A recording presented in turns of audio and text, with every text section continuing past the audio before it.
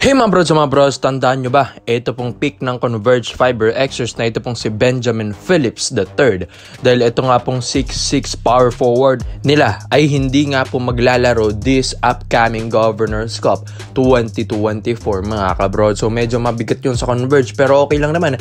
Nandyan din naman si Justin Baltazar. Pero kahit nandyan si Balti, iba pa rin kapag meron ka ring Benjamin Phillips III. Dahil syempre ito ay former champion ng De La Salle University sa ating UAAP Season 86 mga kabro. So sayang lang. So base rin sa mga research natin, wala namang kahit anong injury. Ito pong si Benjamin Phillips III. Pero mga kabrods, ay uunahin niya ang kanyang academics sa States mga kabrods ha. So tatapusin niya yun at yun. Tapos next season na baka Commissioner's Cup na ito, dito na lalaro. Ito pong si Benjamin Phillips sa darating na Pasko. So mga kabrods, medyo nakakapagtaka lang. Siyempre, alam natin kung gaano ka-importante ang academics sa mga players na ito. Maski nga mga veterans, talagang gusto pa rin nilang mag-aral para makapagtapos mga kabrods. Pero itong si Phillips mga kabrods, alam natin na La Salle, akala rin natin tapos na ang kanyang academics sa La Salle. Kala ko graduate na rin ito mga kabrods, pero hindi pala. I-continue pa rin niya ang kanyang academics sa state. Siguro baka may mga ibang course siya doon na tinitake mga kabrods or masteral, hindi rin natin alam. Pero syempre importante yon. Pero mga kabrods, sayang lang dahil nagpa-draft na siya tapos matetenga pa siya ng whole season. At dito nga nagtataka na yung mga ibang fans. Sabi nga nila, sa tagal sigurong mawawalan na Benjamin Phillips, siguro nga baka biglang ligawan ito ng ibang kuponan. Like ito pong SMC Group, dahil base rin sa mga comments dyan, dun sa mga posted na ito pong si Phillips ay hindi maglalaro, ay baka daw ship to SMC Group itong mga brods, baka papunta ito ng SMB. Lalong-lalo na kailangan daw ng wingman ng SMB ngayon mga brods. Yun nga, balak rin kasi ng SMB ay i-trade ito pong si The Muscle Man, Vic Manuel. Kaya ito pong si Phillips, baka nga ito ay papunta ng SMB at habang nasa States ito, baka bigla itong kontakin mga kabrods at bigyan ng magandang offer under the table ng SMB. Kung babasihan nyo rin naman sa skill set ni Benjamin Phillips, okay rin naman. Meron din itong tira sa labas, may tres mga brods at isa pa dito ay meron din itong footwork sa ilalim. Mataas din tumalon, athletic din kahit papano mga kabrods. And yun nga, yung maganda sa niya yung shooting. Sa height niyang 6'6", may shooting na yan, tapos maganda pa yung footwork mga brods, mabilis-bilis kahit papano. Hindi siya yung parang lamya-lamya na 6'6" mga kabrods. Kaya maganda dito kay Phillips, stretch forward siya, athletic na forward, kaya gusto rin itong kunin ng SMB dahil sabi nga nila mas malaki kay Vic Manuel, mas bata at mas hungry sa laro, lalong-lalo na kakagaling lang si champion sa UAAP Season 86 sa De La Salle University. So magandang additional itong si Phillips mga kabrods, kaya huwag magpapaka siguro ito pong Converge Fiber Xers na kahit wala si Phillips sa kanila ay huwag nilang isipin na sa kanila ito maglalaro pa ulit dahil syempre pwedeng itong offer ng maganda ng iba, lalong-lalo na ang SMB. So malakas ito, magandang additional kaya ikaw mga brods sa lahat po ng mga SMB fans. Sa tingin nyo ba ay big additional ito pong si Benjamin Phillips III? At sa tingin nyo ba kaya siguro bigla itong nawala at hindi maglalaro this season? Baka hindi daw ito sa academics din dahil another reason daw, baka ito ay makikipag-negotiate sa ibang opponent. Kaya komento mo lang ang opinion mo dito mga brods at isa natin yan. So dito naman po tayo sa kabilang balita naman natin mga brods. Alam natin mag-Governors Cup na. And ito pong si Greg Slaughter, isa rin ito sa mga listed na PBA players na mga kabrods free agent ngayon. So mga brods, ang dami nilang free agent list dyan. Base rin sa mga post ng mga FB pages mga kabrods, and si Slaughter, isa yan sa mga nangunguna sa mga players na pwede mong kunin kahit walang trade mga brods.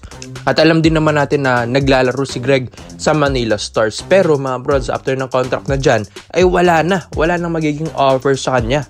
Kaya baka magiging ganon, wala na maging offer like katulad ng nangyari sa kanya sa Rising Zephyr Fukuoka sa Japan. Kaya bigla itong napauwi na Pilipinas mga brods tapos naglaro sa Manila Stars sa MPBL. At ito na nga mga brods, bali-balita rin na ito pong si Greg nakukulangan daw kahit papano dahil hindi daw masyadong pasok sa sistema.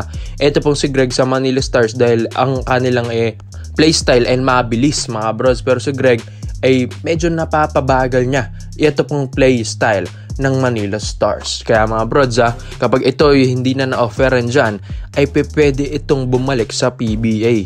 At isa nga ang Barangay Ginebra San Miguel mga brods sa pwedeng balikan ni Greg Slaughter, Greg Zilla mga brods. At ito pong si Coach Tim Cone napapaisip dahil si Justin Brownlee paparating sa kanila, pero hindi naman big man. Tapos si Isaac Go napalitan ni C-Stand na mas alam natin na mas matigas si C-Stand sa ilalim kay Isaac Go.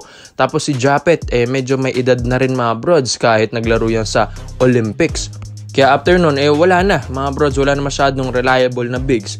Ito pong Barangay Ginebra San Miguel dahil si Brownlee di rin naman big man yun, ang kanilang import mga kabrods. Kaya ito yung napapaisip, ito pong Barangay Ginebra. Tapos si Malonzo pa na pwedeng tumulong sa ilalim, hindi pa pala maglalaro this season dahil sa kanyang calf injury mga brods. Next season pa hindi nila ipipilit yan dahil one of the all-star din ito ng Ginebra. Kaya ito mga brods, napapaisip sila na why not ibalik nila si Greg Slaughter dahil kapag nakatapat na naman ng Ginebrang SMB, wala na naman silang panapat kay Junmar Fajardo. Alam ko, kakainin lang ni Junmar ito pong si Isaac Go kahit mabigat-bigat yan mga kabrods.